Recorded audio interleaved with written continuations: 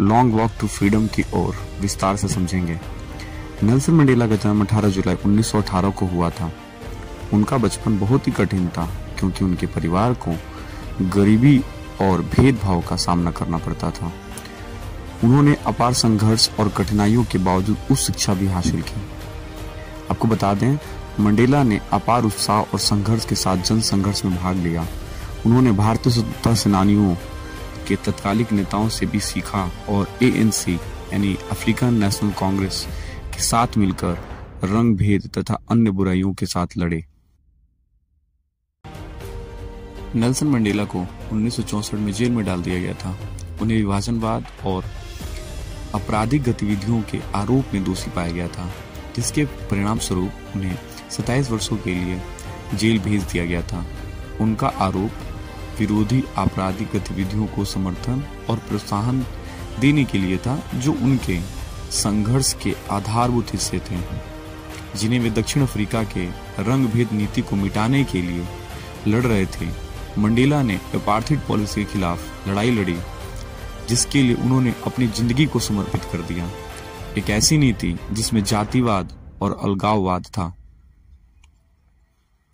10 मई 1994 में अफ्रीका का एक नया युग प्रारंभ हुआ, जिसमें अपार्थाइड पॉलिसी एक ऐसी असंवैधानिक व्यवस्था का अंत हुआ और नेल्सन मंडेला के नेतृत्व में राष्ट्रीय एकता की भावना को मजबूती मिली। अफ्रीका में पहली बार लोकतांत्रिक चुनाव होते हैं, जिसमें नेल्सन मंडेला को भारी मतों से जीत प्राप्त होती है।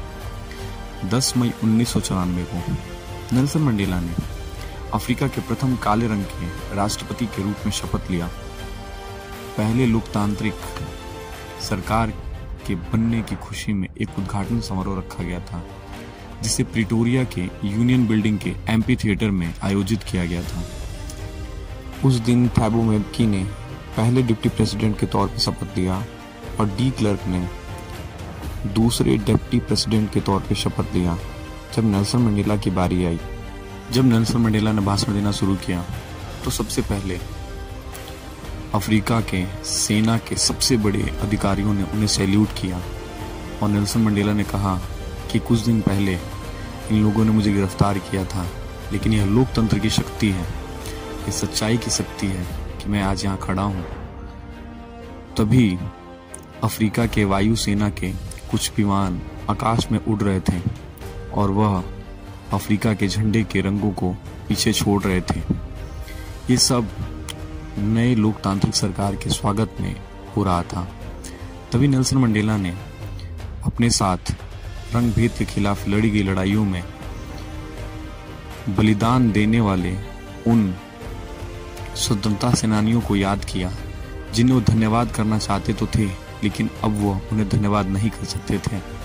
साथ ही वो ये भी कहते हैं कि हालांकि मेरे देश में बहुत सारा मणि और रत्न मौजूद है, लेकिन किसी भी देश का सबसे अच्छा धन, सबसे बड़ा धन वहाँ के लोग होते हैं, जो उन्हें निरंतर अच्छा बनाने का प्रयास करते हैं।